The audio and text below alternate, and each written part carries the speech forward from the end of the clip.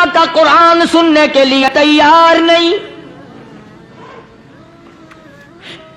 ام لہم آذان لا یسمعون بہا ام لہم آذان یسمعون بہا، جس کا کان خدا کا قرآن سننے کو تیار نہیں.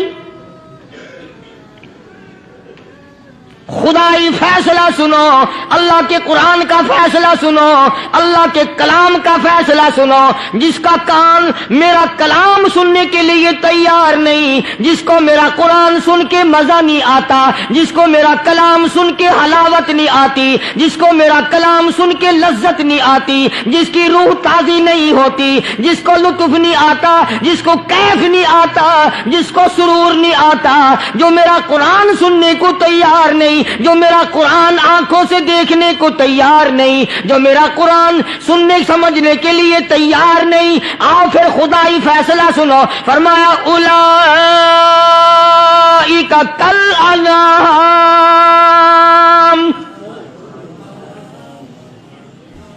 میرا فیصلہ نہیں، کسی پارٹی کا فیصلہ نہیں، کسی فرقے کا نہیں، کسی طبقے کا نہیں، کسی جماعت کا نہیں. فرمایا اولئک الانعام.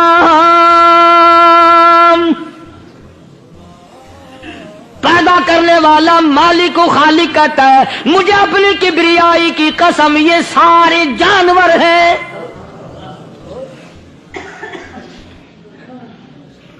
یہ سارے کے سارے جانور ہیں، یہ درندے ہیں جو ایک دوسرے کو چیر پاڑ کر کھاتے ہیں، یہ درندے ہیں جو ایک دوسرے کا خون پیتے ہیں. فرمایا بل ہم اضل، جانوروں سے بھی بدتر.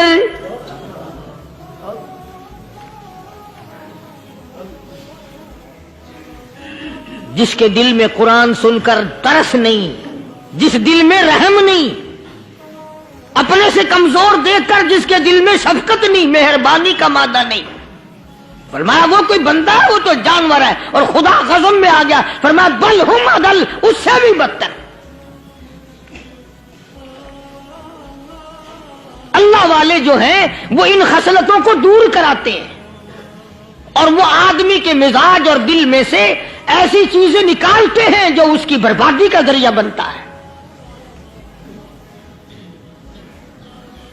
دل کی بیماریوں کا کسی کو فکر نہیں. بخار ہو جائے، آپ چڑھ جائے، آپ کو پتہ چل جاتا ہے. نزلہ ہو جائے، آپ کو پتہ چل جاتا ہے. کھانسی ہو جائے، پتہ چل جاتا ہے. دل کی بیماریوں کا کیا پتہ چلے؟ صحابہ اکرام رضوان اللہ تعالی علیہم اجمعین کی جماعت کے اللہ پاک کے محبوب حضرت محمد الرسول اللہ صلی اللہ تعالی علیہ وسلم نے دلوں کی صفائی کی. پہلے لوگ جھونپڑیوں میں کچے کوٹھوں میں رہتے تھے، نہ اتنی صفائی تھی، نہ اتنی ترقی تھی. آج برتنوں کی صفائی دیکھو، کپڑوں کی صفائی دیکھو، مکان کی صفائی دیکھو، رات دن بس اسی دھندے میں لگے ہوئے. سارا دن برتن دھونے سے فرصت نہیں، سارا دن کپڑوں کے بناؤ اور سنوار میں فرصت نہیں. تو اللہ والے ایسے موقع پر بڑی عجیب بات کہتے ہیں. وہی مجذوب ہے، مجذوب علی رحمت کہتے ہیں بظاہر تو ہر شے میں بے حد صفائی، بظاہر تو ہر شے میں بے حد صفائی، مگر دل میں ہے گندگی انتہائی. بظاہر تو ہر شے میں چہرے کی صفائی، بدن کی صفائی، نہ جانے کتنی قسم کا صابن ہے، نہ جانے کتنی قسم کے پاؤڈر ہیں، نہ جانے کتنی قسم کے شیمپو ہیں، نہ جانے کتنی قسم کے کپڑے ہیں، کیا چال ڈھال ہے، کیا نئے نئے ڈیزائن ہے. مجذوب کہتا سب کچھ دیکھ لیا، بظاہر تو ہر شے میں بے حد صفائی، مگر دل میں ہے گندگی انتہائی. جس یار کی بیٹھک میں بیٹھ کے کھانا کھایا، جس رشتہ دار کی بیٹھک میں بیٹھ کے کھانا کھایا، اسی کی بہن کو دیکھ کر آبرو پہ ڈاکہ ڈالنے کا پروگرام ہے. جس دوست کے گھر میں بیٹھ کے کھانا کھایا، اسی دوست کی بیوی کی عزت لوٹنے کا پروگرام ہے. پرانے زمانے میں اب بھی دلی جیسے شہر میں اگر دعوت کی جاتی ہے تو وہاں ایک تشتری میں نمک آتا ہے سب سے پہلے. عرب میں بھی دستور تھا پرانے زمانے میں، اگر کوئی دعوت کرتا، کوئی تقریب کرتا، سب سے پہلے نمک آتا تھا. ایک ایک انگلی ہر شخص نمک چاٹتا تھا. کیا مطلب؟ جس نے نمک چاٹ لیا اب وہ نمک حرامی نہیں بنے گا. اس گھر میں چوری کرنا، اس گھر کی آبرو کا غلط تصور لانا، اس گھر کے مال میں خیانت کرنا وہ حرام سمجھتا تھا جس گھر کا میں نے نمک چکھ لیا. اور مسلمانوں کی بات نہیں، ہندوؤں کی بھی یہ باتیں تھی. مولانا محمد علی صاحب جلندری سب قید رحمت اللہ علیہ فرمایا کرتے تھے کہ ایک سکھ تھا بہت بڑا ڈاکو، مسلمان اور ہندو مل کر اس کو ساتھ ملا کر کے لے گئے کہ یہاں اس گاؤں میں اس پنڈ میں ڈاکہ ڈالے. سفر کر کے گئے، تکلیف اٹھا کے گئے. اس سکھ ڈاکو نے پوچھ لیا کہ یہ کون سا گاؤں ہے کہ یہ فلانا ہے. اچھا سارے کے سارے یہ تلاش کرو، یہ سوچ بچار کرو، اپنے پنڈ کی، اپنے علاقے کی، کسی مسلمان کی، کسی ہندو کی، کسی سکھ کی، کسی چوڑے چمار کی اس گاؤں میں لڑکی تو نہیں؟ ہمارے یہاں سے کوئی لڑکی تو شادی ہو کے یہاں نہیں آئی ہوئی؟ ان ساروں میں سے کہنے لگا کہ ہمارے بھنگی کی لڑکی جمعدار کی یہاں آئی ہوئی ہے. کہنے لگا واپس چلو، بیٹی بیٹی ہے چاہے بھنگی کی ہو یا نواب کی ہو. ارے کل بیٹی کا ڈولا دیا تھا کہ ڈاکہ ڈالیں گے، شرم نہیں آئے گی؟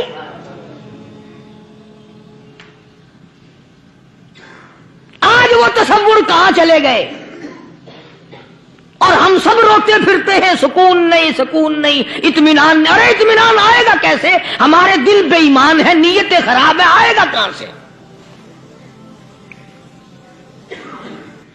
صحابہ کرام رضوان اللہ تعالی علیہ مجمعین کی جماعت نے اس قدر اس بات پہ محنت کی اور کوشش کی کہ غلط لقمہ بھی پیٹ کے اندر نہ چلا جائے.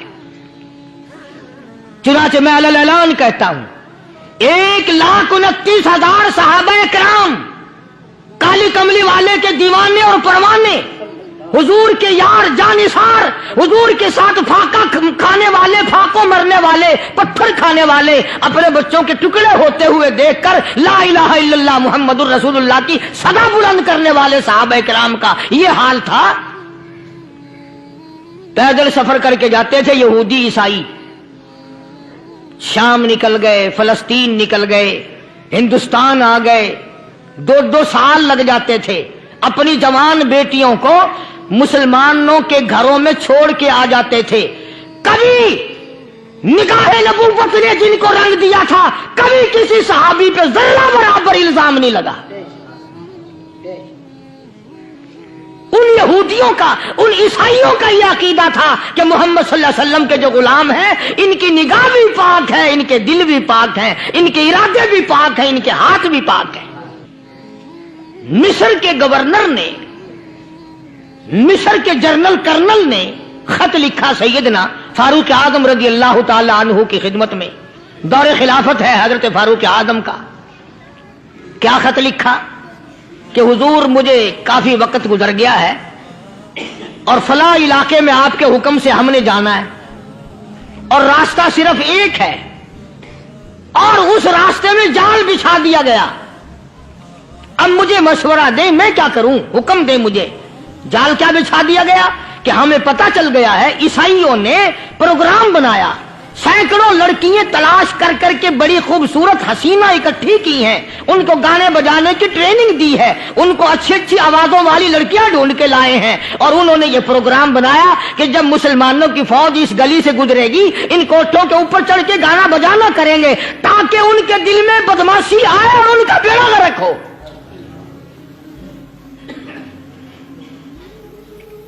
کبھی کافر کا یہ عقیدہ تھا کہ مسلمان کا دل بگڑا تو یہ گیا، اس کی نیت میں خرابی آئی اور یہ تباہ ہوا.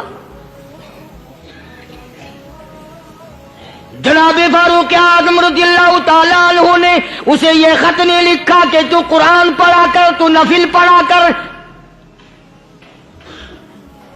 امیر المومنین خلیفۃ المسلمین سیدنا فاروق اعظم رضی اللہ تعالیٰ عنہ نے اپنے جنرل کرنل کو خط لکھا کہ اس میں لمبی چوڑی فکر کی کوئی بات نہیں، اس میں کوئی پریشانی والی بات نہیں، کوئی سوچ و بچار والی بات نہیں، سارے تیری فوج میں تیری کمان میں مسلمان ہیں، سب کو اکٹھا کر لے، ساروں کو اکٹھا کر کے قرآن کریم کے سورت نور کی 2 آیتیں سنا دے۔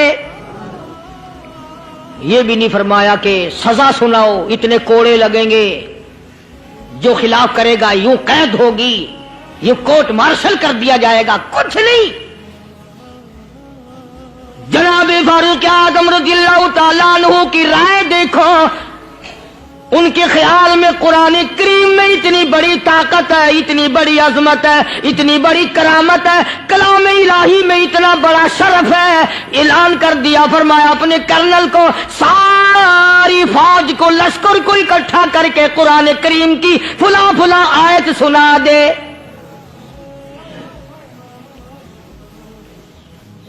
اور اس کے بعد بے دھڑک فوج کو لشکر کو اسی راستے سے گزار کے لے جا، بے دھڑک لے جا۔ ہائے کبھی قرآن کی 2 آیتوں سے کام بن جاتا تھا، اب سارے قرآن سے میرا تیرا کام نہیں بنتا۔ قصور قرآن کا نہیں ہے، یہ میرا تیرا ہے۔ یہ تو اتنی وفادار کلام ہے، اتنی پاک کلام ہے، خدا کی قسم ہزاروں رجسٹروں کے گتے، ہزاروں چائے کے ڈبے، ہزاروں مٹھائی کے ڈبے، لاکھوں کروڑوں دوائیوں کے ڈبے گندے نالوں پہ، کوڑیوں پہ، روڑیوں پہ پڑے ہیں، اور جس گتے نے قرآن کے ساتھ یاری لگا لی، خدا کی قسم کوئی آدمی بغیر وضو اس گتے کو بھی ہاتھ نہیں لگا سکتا۔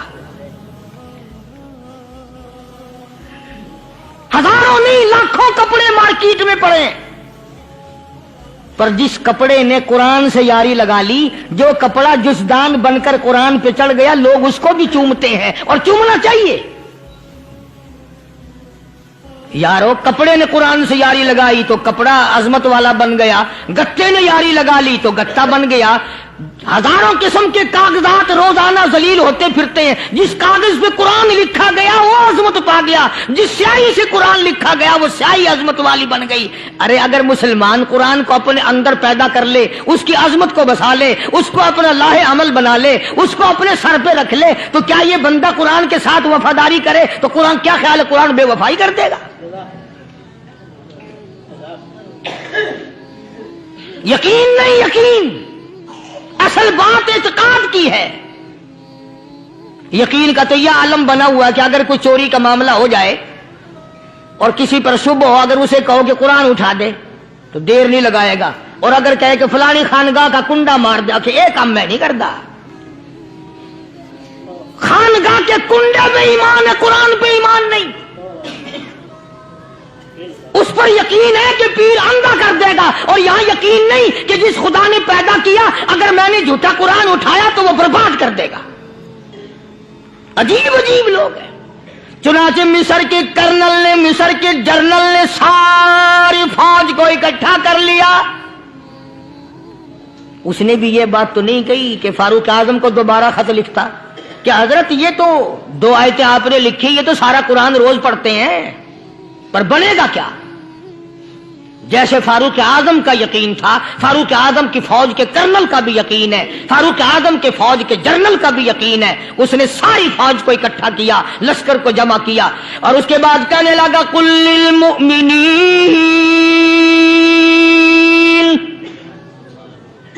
یغضوا من ابصارکم وَيَحْفَظُوا فُرُوجَهُمْ ذَلِكَ أَزْكَىٰ لَهُمْ إِنَّ اللَّهَ خَبِيرٌ بِمَا يَصْنَعُونَ۔ او لوگوں، خدا تمہیں کہتا ہے اپنی آنکھوں کی حفاظت کرو، اگر تمہاری نظریں غلط جگہ پڑی اپنی عزت کی حفاظت کرو، اپنی آبرو کی حفاظت کرو، اگر غلط نظریں پڑی، غلط استعمال ہوئی، ان اللہ خبیر بما یصنعون،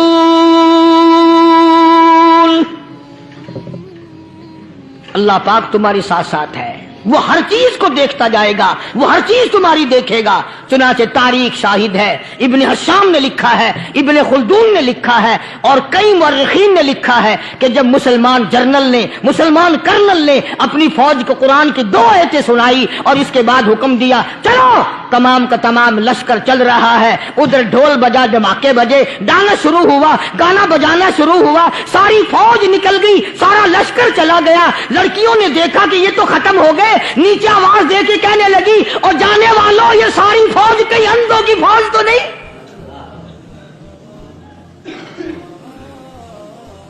یہ حسن کا نظارہ اور یہ ڈانس اور یہ آواز، ہم ناچ ناچ کے تھک گئی، کوئی سر نہیں اٹھاتا۔ اور آج دیکھ لیں آپ، ہر گھر کے اوپر وہ لگا ہوا ہے ایریل، لعنت کا ایریل لگا ہوا ہے، لعنت کا ایریل۔ حاجیو تم کیا کہتے ہو کہ ہمارے گھر کا اس میں کیا بگڑے گا؟ خدا کی قسم وہ بگڑتا ہے، وہ دیمک لگتی ہے، وہ تباہی پھرتی ہے، تمہیں پتہ بھی نہیں چلتا۔ تم نے کیا سوچ رکھا ہے؟ مسلمان کرنل کے حکم پہ ساری فوج نکل گئی، ناچنے والی گانے والی لڑکیاں عیسائیوں کی حیران ہیں، کیا ہوا؟ لاکھوں کی تعداد میں فوج گزر گئی، کوئی نگاہ اٹھا کے نہیں دیکھتا۔ ایک مسلمان سپاہی گزرتا گزرتا نیچی نظریں کیے کہنے لگا سر کیسے اٹھائے، نگاہ کیسے کوئی اٹھائے گا؟ یہ سارے کے سارے اللہ کا قرآن سن کر آئے ہیں، کیسے کوئی نگاہ اٹھائے گا؟ کیسے کوئی سر کو اٹھائے گا؟ یہ سارے کے سارے اللہ کا قرآن سن کر آئے ہیں۔ ان کا عمل ہوا نا قرآن پہ، ان کے عمل کا کتنا بڑا اثر پڑا۔ مورخین نے لکھا، ابن حشام لکھتا ہے عیسائی لڑکیوں نے چھلانگیں لگا دی، کوٹھی سے نیچے آ گئی، کہنے لگی عام مسلمانوں وہ قرآن ہمیں بھی سنا کے جاؤ جس میں اتنی اسپرٹ ہے، اتنی طاقت ہے، جو حسن کے نظارے سے روک دے، جو گانے بجانے سے روک دے۔ یہ تو آدمی کے دل کا سکون ہے، نہ گانا سنتے ہو نہ حسن کا نظارہ کرتے ہو، جاتے والے یوں نہ جاؤ، ہمیں بھی وہ قرآن سنا کے جاؤ۔ اس قرآن میں کتنی بڑی طاقت ہے، وہ کتنی عظمت ہوگی، اس میں اس کلام میں کتنی برکت ہوگی، جس کلام میں یہ تاثیر ہے کہ وہ ایسی ایسی چیزوں سے روک دیتا ہے۔ چنانچہ ایک مسلمان سپاہی چلتا بھی جاتا ہے اور کہنے لگا وَقُلْ لِلْمُؤْمِنِينَ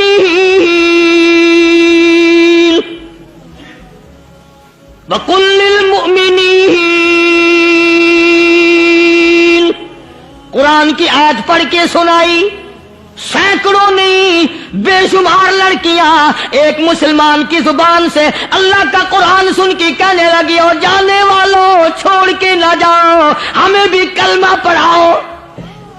جتنی بھی وہ ناچنے گانے والی تھی تمام کے تمام کلمہ پڑھ کر مسلمان بن گئی۔ اور مورخین نے لکھا ہے آخری دم تک قرآن کی شیدائی اور دیوانی بن کے گزری ہے۔ پھر وہ لڑکیاں جو رات دن حسن و جمال کا پیکر بنی رہتی تھی، علماء نے لکھا ہے جب موت آئی ایک ایک کے بدن میں کپڑے لباس میں موت آئی تو 50-50 ٹاکی لگی ہوئی تھی۔